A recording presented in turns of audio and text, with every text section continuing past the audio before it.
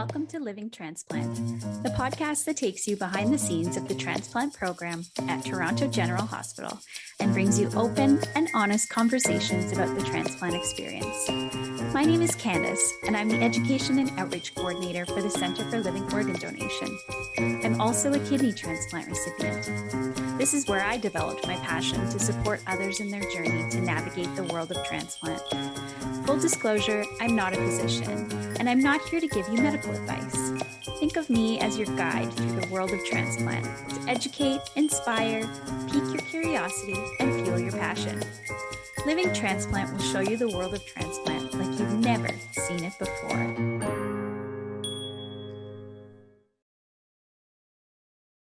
Welcome back to the Living Transplant podcast. Today, I'm joined by the wonderfully creative Chris Smith, who is an organ donor advocate.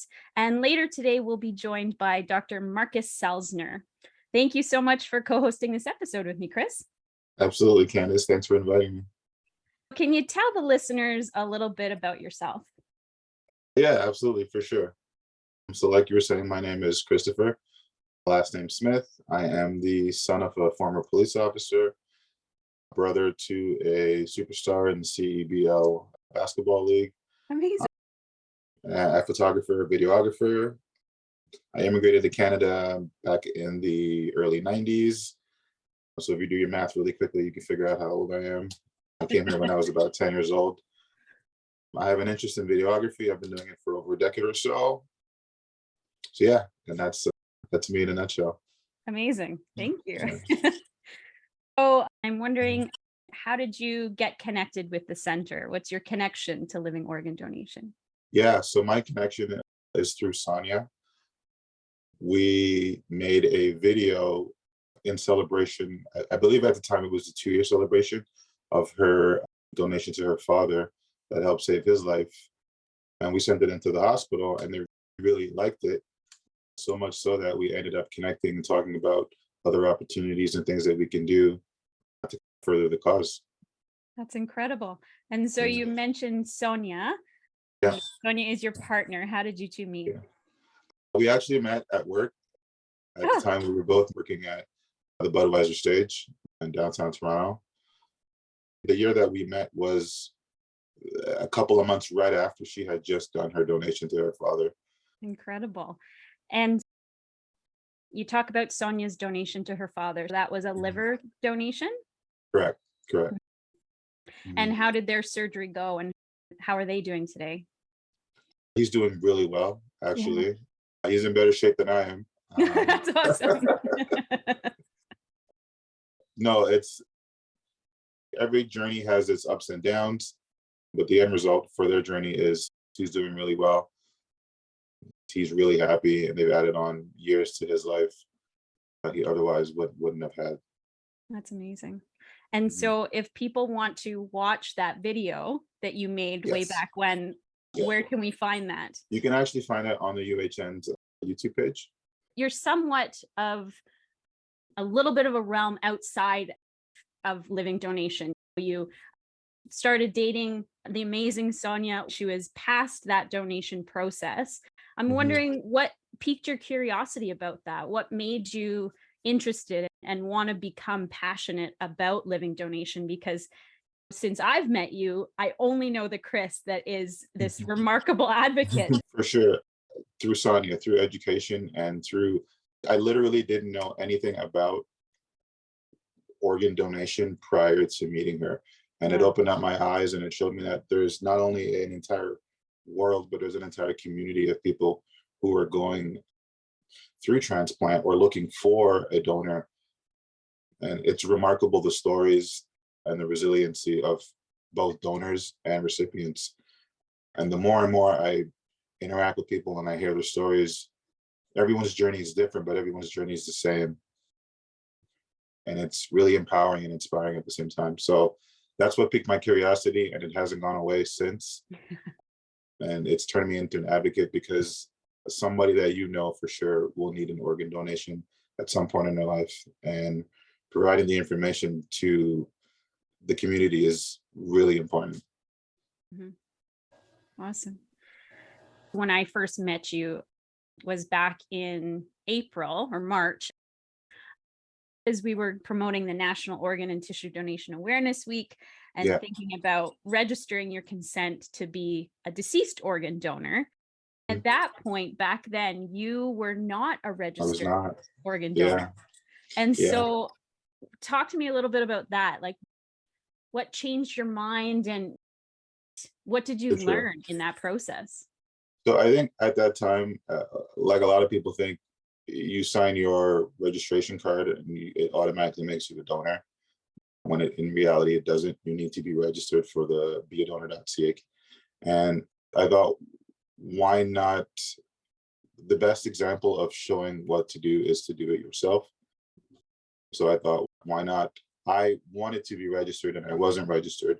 So the opportunity to register came up, and I thought I should use myself as an example on what to do, some of the things you might think about when you go to register, and some of those questions that are in your mind. So that is why I use myself as the example, because I wanted to share that information with as many people as I could. That's fantastic. Mhm. And watching that video, you made it so simple for people to be able to watch that and then hop on the website, I feel.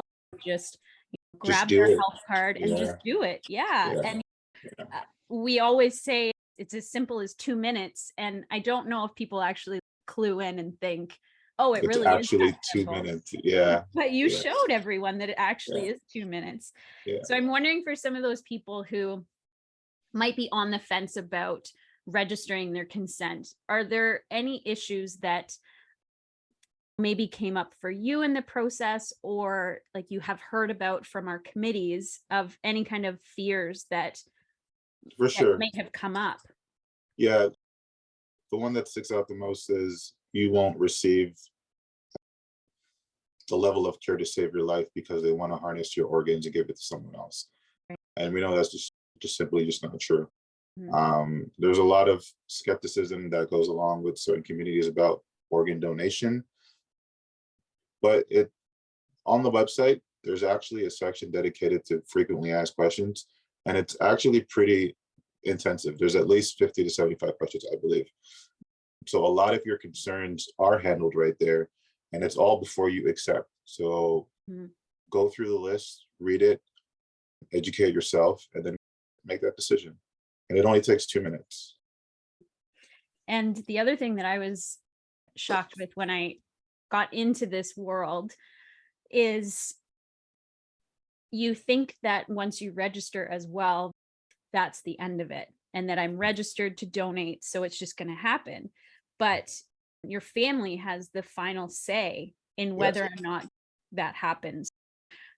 We're having the conversation today. I've had the conversation with my family. Yeah. I'm sure Mhm. you've had the conversation with your friends and family as Yeah. well. And I think Yeah. it's so important for people to know that at the end of the day, let those people around you know that you are interested in A being a donor. donor, Yeah. so that they know when you pass that that is one of your wishes. And what an incredible way to leave a legacy than to A- potentially save 8 people's lives. Absolutely. I think we need to normalize talking about it, because Yes. that's the part that we don't do. And even myself, until I registered, I actually didn't have that conversation with my family. It's not something that had been brought up before. So normalizing that conversation so that we can have those early talks will allow your family to know your wishes, and maybe even spur someone else to be a donor as well. When I was diagnosed when I was 24, we went through the whirlwind of everything. And when things started to settle, we started to learn more about deceased donation. And Mhm. so across my family, everybody started to register, and we started a campaign on beadonor.ca to get other people registered. And I think at the Mhm. beginning, my goal was 100. And then I hit that 100 people registering through my profile really quick. And so now my goal is 1,000 people registered. And I think I'm just over 600 now That's of amazing. people who have clicked Yeah, my profile. So that's another cool thing that I learned is you can make your own campaign to that's have amazing. people read your story and then click to register. And for us, it's very common talk now in our family. And even at the time, I think my nephew would have been probably about 5. Mhm. we had this organ donation float in Cambridge for the Christmas parade that was happening. And so all of us had made these giant cardboard signs of, I received a kidney, I received a liver, register your consent. And so there was all these people on the float, and he was so excited to be on the float. And he made this adorable little sign that is still in my closet today. And it had this big green ribbon and this big green heart in it. It said Mhm. something along the lines of, my aunt is alive because of an organ donor. And then he put register under, and it's all in like marker and his little 5-year-old hands. Writing, yeah. And I remember driving to the parade, and he was so proud of his sign and so excited to be on the organ donor float. And he talked about it with people. And this is just this little 5-year-old kid who was so passionate about sharing my The story. information, yeah. Yeah. And you're never too young or too old to learn about something new. Yeah, and as well as you're never too young or too old to either be a donor or receive donation. Right? Absolutely. I'm wondering if you could talk a little bit about the ACB Organ Health YouTube channel, because I know you do so much work on that channel with the videos, and it's super close to your heart. Yeah, absolutely. So the ACB Organ Health channel is a channel that's dedicated to produce content directly aimed at members of the ACB community, being African, Caribbean, and Black. We know that there are inequities both in the actual receiving of healthcare, but also inequities in receiving the information surrounding the healthcare. So the channel is geared at providing content that is geared at our demographic and shows representation of people from our demographic giving the information. The idea is to create a level of comfort in the community so that this information can be shared, because we know that's one of the barriers is the non-trust of the existing healthcare system.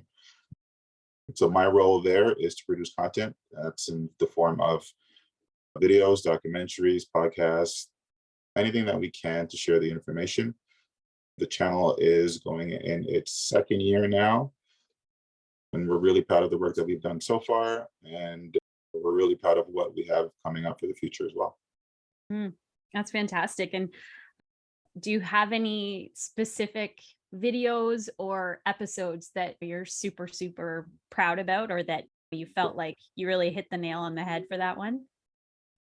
Right out the gate, I think the very first video with Charles is an outstanding person, a bigger than life personality. I think that's one of my favorite videos that we've created so far. And yeah, again, the remarkableness, I think, for the channel is how many stories there are to tell. If COVID had not been in the way, we would have produced so many more stories, because there are that many more stories to produce. So as soon as we get an opportunity, we're going to, and I'm really proud of what we've done so far. Amazing. I've gone back and watched a bunch of the episodes because there's so many incredible Green Table Talk episodes, and then also just informative videos that are on that Yes. channel. And I should point out, it's not just me. The ACB committee comprises of several members who have been through transplant, going through transplant, have been a part of the journey, and are sharing their stories with the community. There's over 15 of us for sure, and our community is growing all the time, and we're definitely welcoming new faces. Amazing.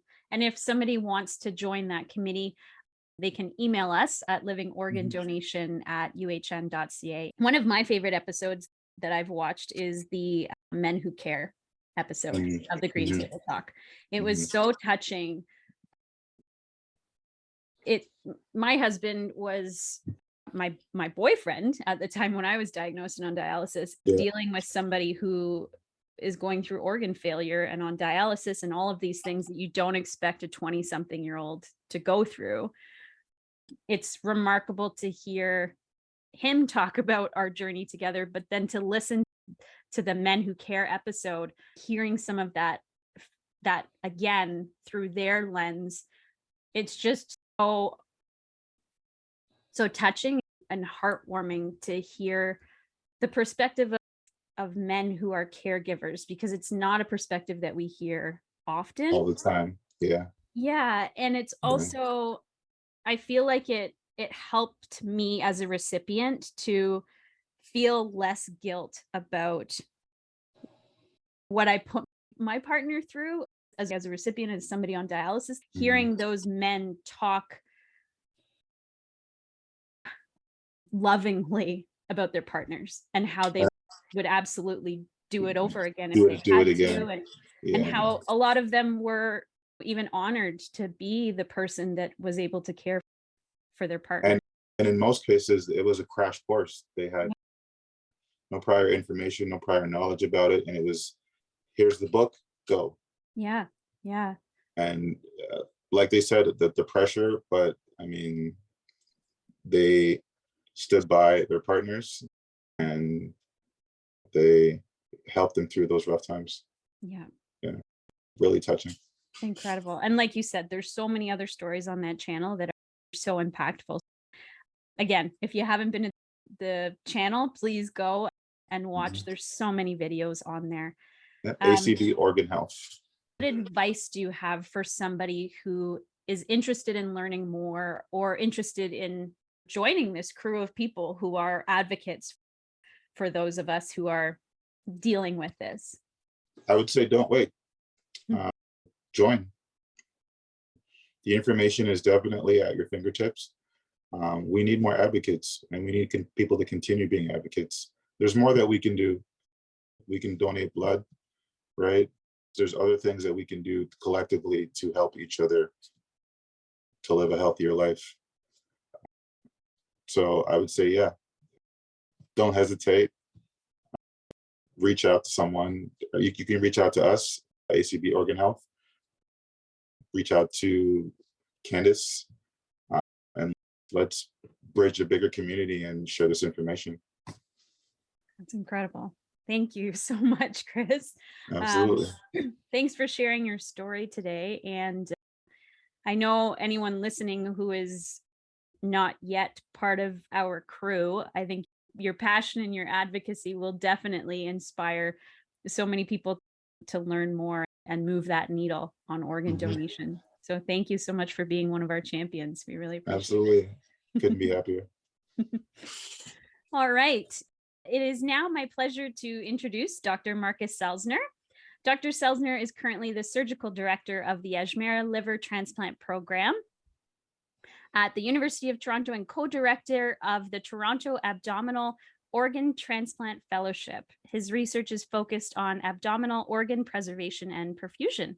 Welcome, Dr. Selzner. Thank you so much for having me today. Thank you for joining us. I'm wondering if you can take us back to where you began your education in medicine and general surgery in Germany. I'm wondering if you can tell us a little bit about what made you go into that field and what was it like going through that education in medicine? So I did my training initially in Germany. I started in Germany and I was inspired by surgery very early on in my career by the fact you can do something with your hands and have a direct impact on a patient's life. And when I started my career in Germany, during the training, I realized there is more to surgery than operating. It also has an aspect of pushing the boundaries, thinking about new things, and inventing new treatments. There's so much more to do. So I was fortunate enough to get a scholarship from the German government to allow me to do research abroad. So I went to the Duke University in North Carolina in the US, where I did a 3-year research fellowship, which was focused on developing new strategies of treatment in the field of organ preservation, organ transplantation over there. And my boss in the lab in Duke became chair of surgery in Switzerland while I was there. So basically, he moved to Switzerland and I went with him to Switzerland, where I finished my clinical training. I did a fellowship in liver surgery in Zurich. And he sent me then to Canada to get further training in liver transplantation. And So I moved here and then I stayed on, and I'm still here on staff now, doing liver, kidney, and pancreas transplantation. Incredible. That's amazing. Wow. So why specifically hepatology? I would say I'm a liver, kidney, and pancreas transplant surgeon, so abdominal organ transplantation. I think it's a passion, of course, because we have dramatic impact on patients' life. It's many things in medicine and surgery are important and equal important, I would say. I personally like the transplant field so much because we have people who are very sick, an organ is failing. In liver disease, you may die if the organ fails, and we can replace the organ and we make this patient better again. So we have a very direct, seeable, immediate impact on the patient's life, where we operate patients who are really sick sometimes, and we reverse this. By replacing the sick organ, the patient becomes well again, back to his normal life. And this is the same also for pancreas transplant. These are patients with diabetes. So patients have decades of diabetes, and we replace the pancreas, and the patient is not diabetic anymore. He can eat and drink anything he likes. And renal failure, very similar. You're on dialysis. It's a terrible situation in your life. You have to go to dialysis 3 times a week for hours and hours, and you get a new kidney and things are different. You have normal kidney function. You can go on with your life. So this is, from a physician point of view, very satisfying procedures, because we direct impact on the patient's life, and patient is much better, and it's you see what you're doing, and it's really rewarding. There's not much else there in the medical field that has that like immediate change in people.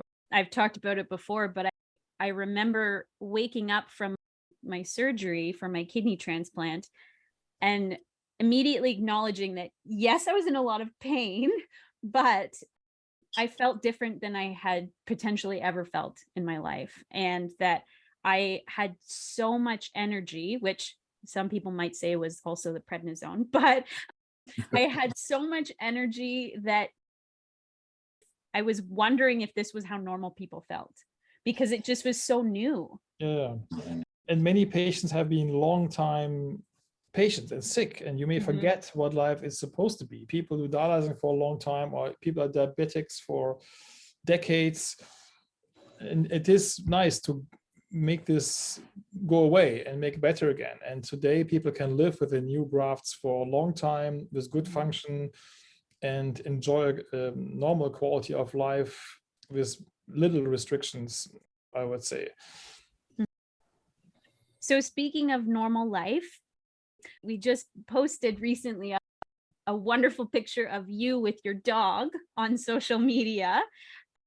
And in your normal life, you have 2 physicians in the same home. Yeah, my wife is a liver physician, and she is also specialized in liver transplantation. And we met actually at Duke during our research fellowship. So we both came, she came from France, from Paris, I came from Germany, and we met actually during liver research.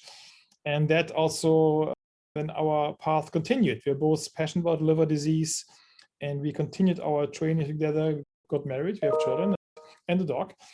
And we're working together. So Nazar is the medical director of the Live Donor Liver Transplant Program in Toronto. And it is actually common that we share patients. We go on rounds together sometimes. Of course, it's a team. There are many other people involved. So it's a larger group, but within the group, our path crosses actually also in hospital many times. And of course, we even discuss at home sometimes between us things to how to make things better and how to improve strategies. Amazing. Amazing. Dr. Selzner, what are some of the symptoms of liver failure, and when would someone need a liver transplant? Like, what are some of the things that someone could look out for that are happening to them that could give them an idea that their body is changing?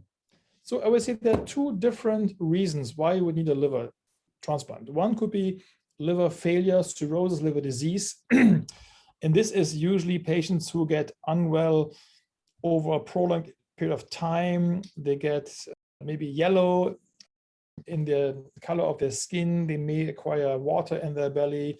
Their clotting factors in the blood changes. They have bruising. If it advances, they may get confused. They may have abnormal bleeding tendencies. And these patients have a shrunken, scarred liver and can become very sick, needing a transplant urgently. The other group is patients with liver cancer that cannot be operated. These patients may have normal liver tests and they do not have any signs of liver failure disease, but they have a cancer in the liver that can't be taken out. And then the only treatment is taking the whole liver out and replacing it so that the cancer goes away with the liver. And these two groups basically are both, of course, equally important and need transplants, but they present very differently. One is present with liver failure, the other one comes to us with a cancer. And so for people who have cancer, does that often remove the problem? If you remove the liver with the cancer and replace it, that's often because nearly in all cases with liver cancer, the liver has an inflammation. So they do have actually a liver problem that just didn't result in liver failure, but they have inflammation of the liver because of a virus infection, for example, and the liver is making new cancers. So often it's better to take the whole liver out and replace it with a new liver, because the reason the cancer came in the first place is also taken care of. So in patients who have liver cancers, even if it could be taken out, it might be still better to replace the liver, because these livers often tend to produce new cancers over time. Okay. And then it's a balance about what is more meaningful in each individual patient's. Is a resection better or is the transplant better? But this is a discussion we have in a team, and we look at each patient separately at this. One thing that I've learned in being in part of this world is the world of acronyms. I'm wondering if you can explain what that MELD score is and how that relates to transplant. So the MELD score is made up of blood tests, which gives a number, and the number characterizes how likely is the patient to die waiting without a transplant. Okay. So basically, it characterizes the urgency of the transplant. And according to the MELD score, patients get ranked on the waiting list because we want to transplant the sickest patients first. So the patients who are at highest risk of dying will get the liver offer earlier or first. So the principle is sickest patients first, because liver disease we can't bridge. In renal failure you can dialyze, in liver disease we cannot. So the MELD score is a blood test derived score, therefore it's actually quite objective. Mm-hmm. And it helps us to rank the patients, making sure the one in highest needs gets the transplant first. Oh. Wow. So during liver surgery, what is the difference between the surgery for a living donor and for a recipient? So basically, it's very different. So in liver, we are very fortunate, the liver can regrow. It's the only solid organ in the body that can actually regrow to its full size.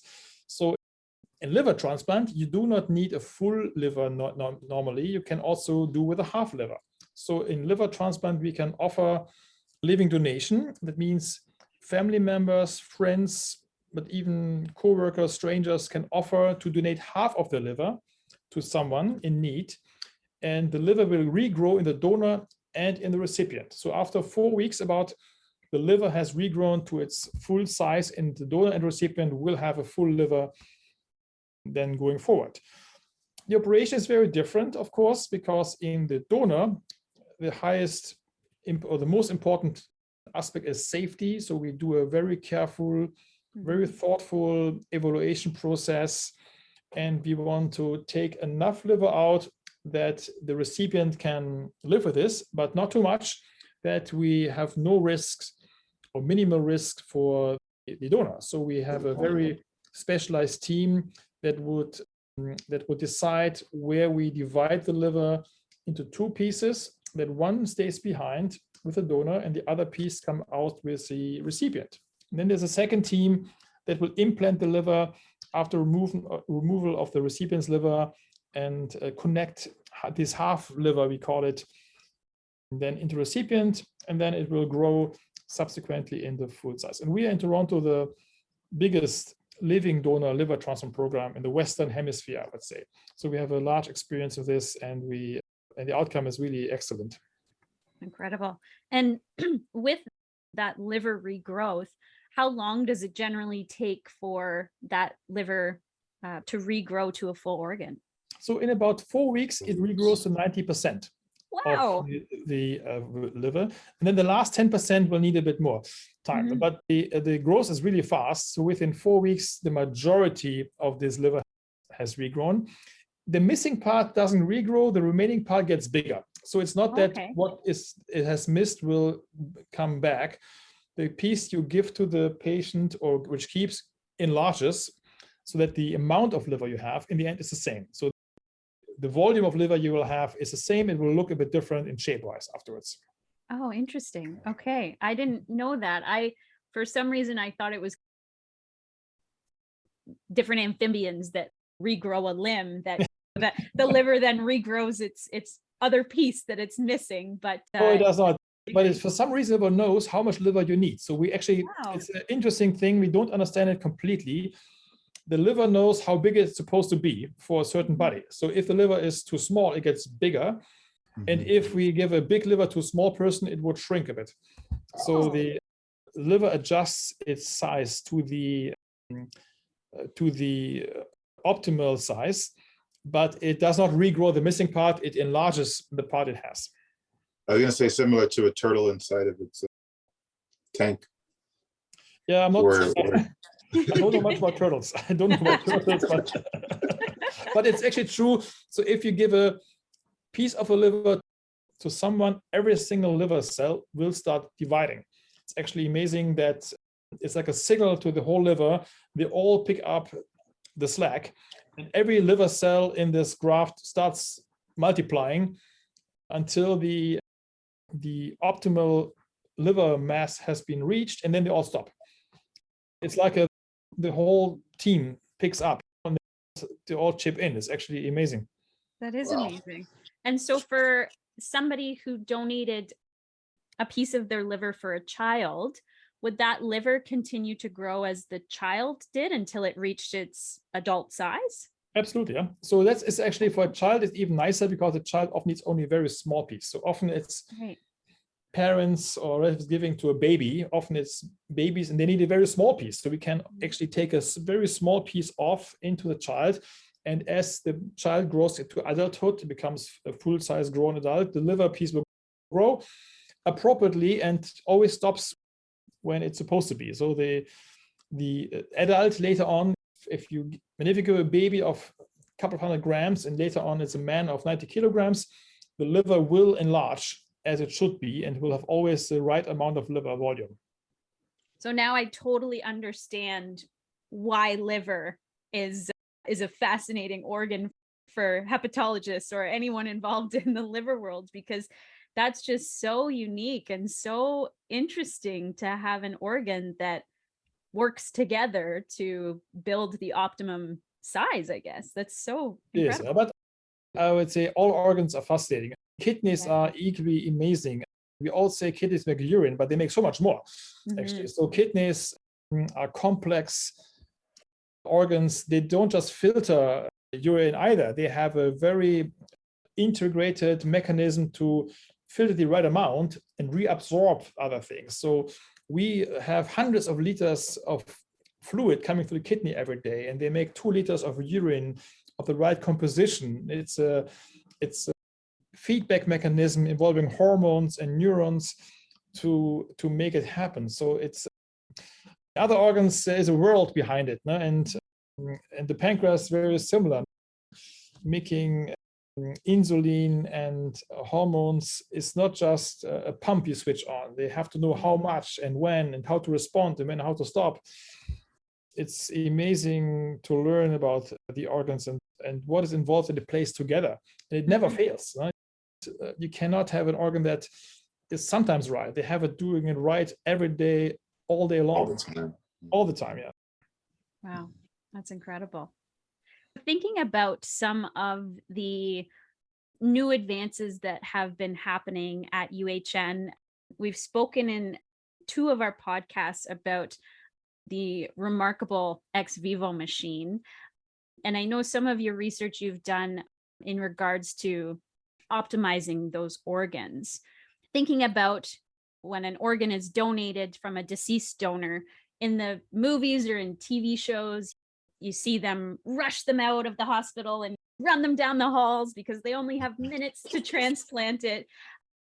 But I'm wondering what that optimum time that an organ could live outside of the body before it starts to deteriorate, and how that ex vivo machine has changed that for us. Traditionally, organs were cooled down after transplant, after donation, in order to keep them alive until transplant. And cooling down is basically slowing down your metabolism. It reduces the need for oxygen, but it does not actually take it off. You still need actually oxygen and a little bit. And organs don't like to be on call. It's like holding your breath. How long can you hold your breath? For a while, but does it mean you're getting better? It does not. The time between donation and transplant was always a critical time because organs were cold, we had no oxygen. It was an unnatural kind of situation. And it's just like slowing down the process of deterioration, but not stopping it. So any organ will get worse over time on the cold. If you have a very good organ to start with, it can reach a bit longer. If you have an organ that was not perfect in the beginning, it can stop shorter. Different organs had different flexibility. The heart was always the one with the most shortest time. Then lung was a bit better, and then liver, kidney, and pancreas have a bit more, but it was never good. Okay. And the longer it goes, the worse it will get. So we always had to rush, and we still do, of course, cold storage. And we have to time it, and we have to keep going, and we have a plane waiting, we have an ambulance waiting. So it's really worked through that. When the donor comes, donor retrieval is done, the ambulance is waiting. If it's far away, we drive to the airport. There's a plane ready to go. We fly to Toronto. The OR in Toronto is already booked, and then we get started no matter what time of the day or the night, and we work around the clock to make this all happen. And if we respect the timeline, we're well organized, and we select the organs very carefully, it works, obviously, and we can do it. But it was never supposed to be this way. It was always a B choice because we had no other option. So that was the only thing we can do. It's like a camping cooler with ice. If you have food, you keep it cold. As we all know, it will last longer, but it will not last forever. So the new technology which we are developing and which we are also pioneering in Toronto, the lung team was first, and liver and kidney and pancreas now are at different stages of development, changes everything for us, because now we're not cooling organs down anymore. We don't slowing down the process. We keep the organs warm, perfused, and we give the organs that it needs during this time: oxygen, nutrition, we remove toxins. So we have put everything around. Instead of slowing it down, we're now trying to pretend the organ is still in the body. We give it oxygen, it has flow, we give him albumin. So we try to fool the organ, thinking it's still in the body. It still works outside the body. The liver will make bile, it produces clotting factors, the kidney might make urine, the pancreas is making insulin. So we are trying to make the organ happy. And actually what we learned is we can achieve several things. First of all, we can preserve organs longer because it's not holding its breath. It's getting oxygen, it's getting nutrition. So it can actually do things. Second, we learn more about the organ. So when it's outside the body working, we can study it and see, okay, how good is the organ? Because organs come in all different sizes and shapes and ages. Some are from older donors, younger donors, We often don't know really what happened with a donor sometimes. So having the organ on an ex vivo perfusion setting makes us understand how good is it working and how it's functioning. It's like test driving a car. You wouldn't buy a car that you just heard about. You like to turn around the block a couple of times and see how does it feel, how does it drive. Same with the organ. It's much better to see, is the liver making bile? What is the clotting factors? Is it using glucose? How is the flow in the organ? You learn so much about the organ that my prediction of how it will work in the recipient gets so much better. So if I talk to the recipient and I know the liver has worked in the box, I'm very confident this liver is going to work also after transplantation. So my level of confidence gets better. The other thing is we can actually modify the graft. What we're also learning now is a graft that is outside the body in a machine, we can manipulate it. We can repair it. We can try to change things. We can prepare it for the transplant. So we can improve the organ actually in preparation of the transplant and get the patients better grafts. Wow. We've been doing paired kidney donations since 2004, which doesn't seem that long ago, but it was 18 years ago. Where are we in regards to a paired liver exchange program?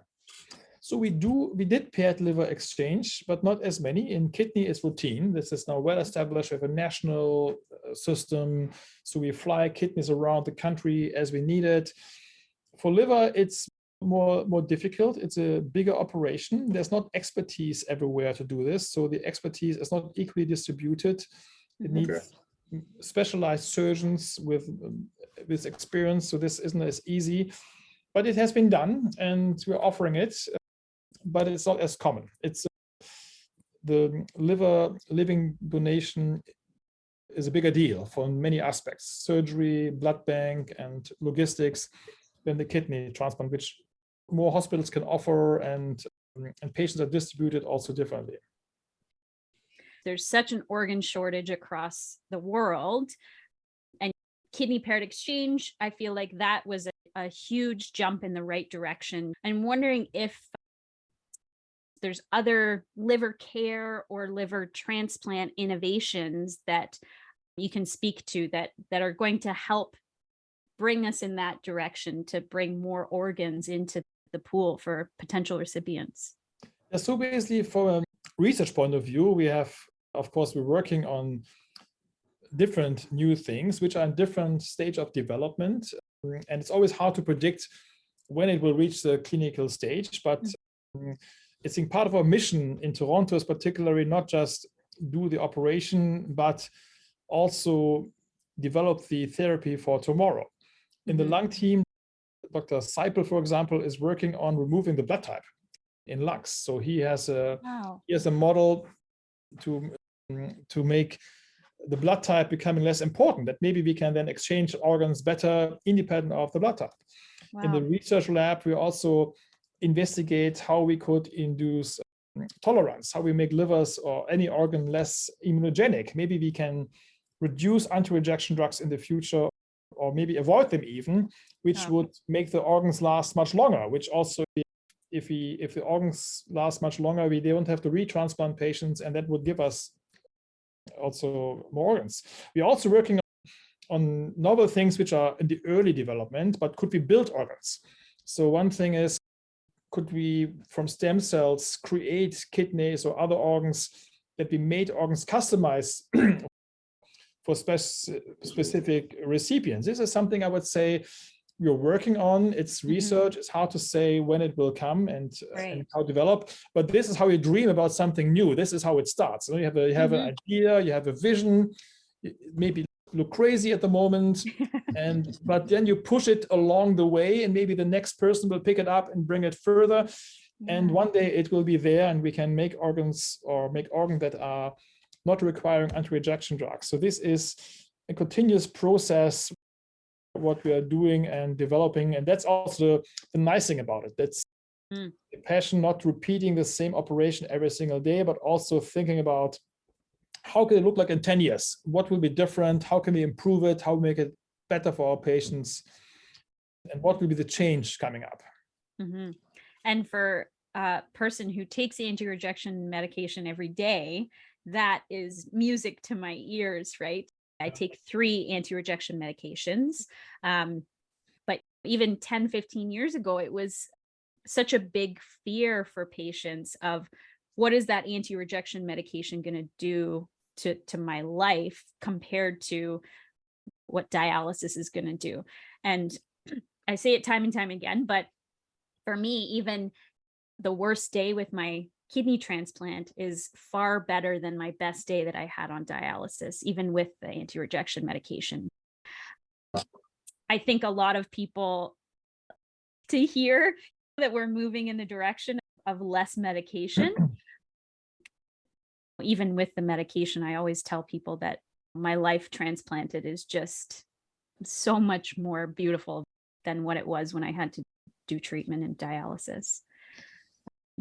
I never been on dialysis myself, of course, but I hear it many times from the patients. And clearly, I would say the data also suggests, despite the operation and the immunosuppression, at least your life expectancy and your health is so much better with a transplant. The kidney is working for you 24 hours a day, 7 days a week. You can imagine that no dialysis machine can match that by being 3 times a week for 4 hours, 5 hours. So having someone on your side who works for you all day long is always much better. Yeah, absolutely. I was reading about some of the research that's been done in deceased donor liver transplants and saw an article about, or a publication about, women who are at a disadvantage with respect to access to deceased donor liver transplants. You could talk a little bit about that, and does living donation offset that in any way? Women are disadvantaged for 2 reasons, because often they're a bit smaller. Okay. Just naturally, the overall, I would say many women are a bit smaller in size, and smaller people have a general disadvantage because they can only get smaller organs. Okay. So we can't put a big liver into a small person. So if you're a 1.95 meter man with 100 kilograms, you have a big belly. So any liver I can put in there. If you're a 50 kilogram woman, suddenly I have to find a much smaller liver to go in. So it's a space problem. Okay. So it's a space problem. It is one thing that smaller people in general need a smaller graft, and bigger people can take any graft. I can take a small liver into a big person, but I can't pick a big liver into a small person. And in general, I would say on a population base, I would say that that smaller people in general have a problem with this. Live donation is a great option because you only have half a graft to deal with. So suddenly the liver is only half the size. Right. So actually for women in this regard, that is very good, because we have the live donor graft is smaller by per se. So that would help this scenario. Interesting. The other thing is that the second disadvantage for women is that the MELD score we talked about in the ranking includes a creatinine as one of the values, and the creatinine is depending on the muscle mass. Right. If you have more muscle mass, the value tends to be a bit higher. It's not gender specific, but I would say on the population base, you could see that muscle mass tends to be a bit bigger in men than in women. So there is a tendency of men having this value a bit higher by nature. Right. So the MELD score is a little bit shifted in them in this regard. The severity of liver disease will override this at some point. If you get sick, this will become unimportant. But on a population base, on a larger pool, there is a slight shift that men tend to have a slightly higher creatinine, and there is a better starting point in this regard. So live donation will help with both, because first of all, if you have a live donor, family member, friend, whoever, it's your liver. So it doesn't matter really where you stand on the list. If you have a donor, it's your liver, independent from your position of a list, you will get this organ. So the live donation is a very good tool to get the liver at the right time point, because you don't want to wait until you're really sick. In our system, where the sick gets the liver first, the problem is you have to get very sick first to get the liver organ. But of course, you don't want to have a major surgery when you're really sick. You like to have it earlier, when you are sick enough to need a transplant, but not really debilitated sick that you are really in bad shape. So the live donation is perfect for this scenario. You get the liver at the right time. The MELD score will not be relevant because it's your organ. Your friend gives you a liver, you will get the organ. And since it's partially an organ, it will also, the size is less important because we have a better chance putting a half liver into a smaller person than a full liver. Wow. So Interesting. speaking of donations, there's a large anonymous liver donation community at UHN. What is it that's unique about this program you think that's generating these results? We are probably the largest anonymous liver donation community in the world in Toronto. And it all started with a child needing a liver donor very urgently. And none of the parents could donate for medical reasons. And they reached out to the public. And there was a huge response. People want to help this child, and we did. So a stranger gave his liver to this child, and the child survived. And with this, actually, the whole Live Anonymous program started, and we actually became more aware that there are many people out there who want to do something good for altruistic reasons, for no benefit for themselves. People want to give back to the community. People may have been fortunate themselves in many different ways, and now they want to pay back to the group. And in Toronto, we have fostered this spirit. We have a live donation center in Toronto, which is also unique, which is facilitating, reaching out to the community, speaking to people interested, and making information sessions, having a presence online and in social media, and facilitating this. And it might be also a Canadian thing. I could see that Canadians are nice Very people. nice. Yeah. And maybe the amount of nice people here who want to reach out and help people is bigger. It's amazing people, I would say. It's the people who give a liver or kidneys, which is, I would say, also happens, who want to give back to the pool. You can also give one kidney and help patient on dialysis. They're amazing people. They do something selfless, heroes. They take a risk for themselves to help someone else. It's like jumping in the water to pull out someone who drowns. You don't think about yourself. You think about the other person, and you do something that you don't have to do, but you do it anyway, and you save someone else's life or make someone's life much better. I've met a handful of people now through working at the center who have been double anonymous donors. So donated a kidney at one point and then felt that it was such an amazing process that then they've gone back and donated a piece of their liver, and all anonymously and all just from the goodness of their heart. And it's amazing to see these people who step forward to do something like this, both as an anonymous donor and then, of course, the donors who know the people as well are just as remarkable. And I'm a person who probably wouldn't be here without my living donor. So it's amazing that we have these people in the world who do larger acts of kindness. I sometimes will pat myself on the back when I do my little acts of kindness, but there's people out there who are donating organs to save lives, and it's amazing. You know, they're true heroes. It's also a special group of people, and what they do is incredible in this regard. And of course, they are actually saving people's lives. That is what they do. Huh? And there's an interesting study as well that I believe it was a TED Talk about the brain of the altruistic organ donor, and that the hippocampus is actually larger in those altruistic donors. And it's a whole TED Talk about the brain of these altruistic donors and a profile about who they are. And it's really fascinating. So if anybody's interested in looking that up, you can find it. But the other thing that they found often is donors are also pet owners. So they rescue pet owners too. So it's a really fascinating research study about donors. Is there any particular surgery or patient or story that has a uniqueness that has stood out to you in your journey so far? in the liver field, we have what we call fulminant liver failure. It's a rare condition where people, out of the blue, they were totally healthy before, suddenly liver stops working. Wow. And these people needed a liver transplant super urgently within days, otherwise they will die of this. And that's probably the most dramatic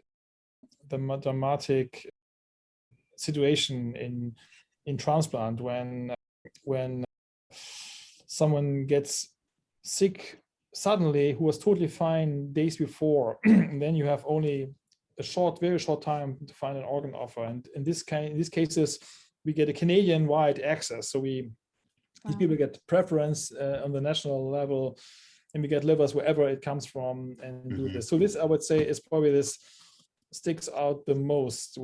What's that called? What do you refer to that as?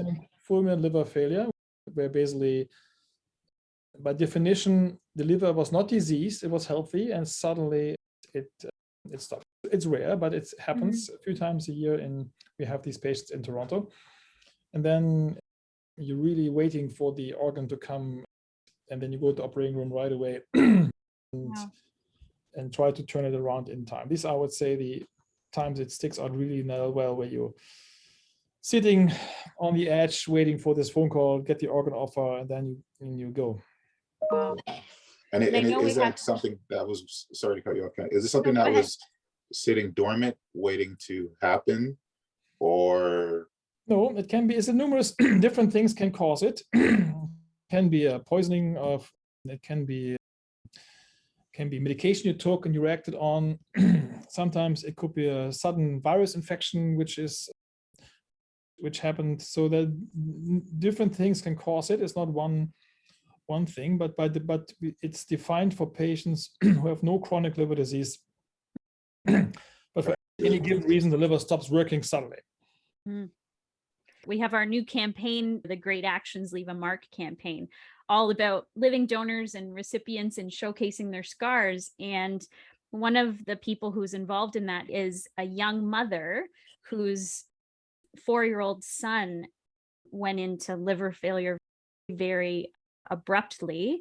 And she talks very openly about what that process was like. She said she went from not even really knowing that her son was sick to then being at Sick Kids. And then with a couple days, she says, hearing the T word, that transplant was going to be what was going to have to happen. And she says that it was so shocking. She was working on writing a will and didn't even know that living donation was a thing, but just thought, I need to save my son in however way I can. And within under basically a week, she said she was worked up, running back and forth between UHN and Sick Kids. He's thriving now. I don't know what it would be like to be in one of those scenarios, and you have to go through. This is your day-to-day of saving people's lives. How do you deal with that as well, with all of these people that at the end of the day, it is a life or death situation?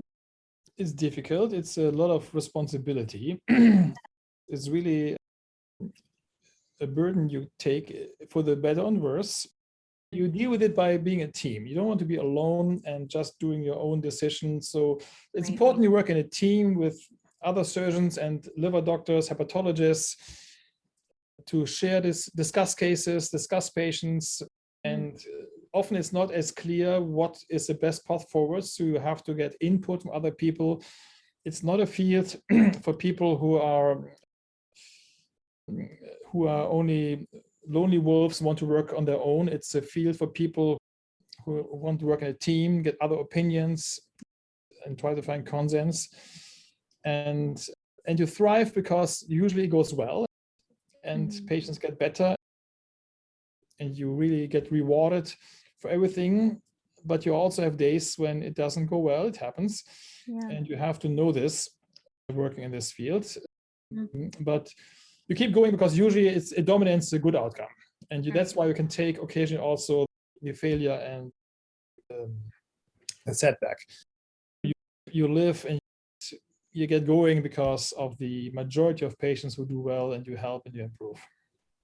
Incredible. I do have one last question for both of you that is not transplant related. And if you listen to the podcast, this question is coming, but I'm wondering, I'll start with you, Chris. If you were a tree, what kind of tree would you be? Okay, if I was a tree, I think I would be a banana tree. Okay. Yeah. I grew up in Jamaica and there was always banana trees everywhere. So I think I would be a banana tree and sprout many fruits. Amazing. Thank you. And what about you, Dr. Selzner? I probably envision myself more like a palm tree because I see myself at the coastline, close to the ocean, and you're facing the storm, and you try to weather the storm and still keep standing. Amazing. That's fantastic. Thank you both. That's fantastic. So I want to thank you so much, Chris, for joining me as the co-host and for sharing your personal journey with advocacy and organ donation. And thank you so much for being a champion to those of us who are recipients and donors. And Absolutely. to you, Dr. Selzner, for all of the remarkable work that you do every day, and for continuing to push those barriers and find new innovative ways to create care for those of us in need. So thank you both so much for being here today. It was a Thanks pleasure. for having us. Thank you so much.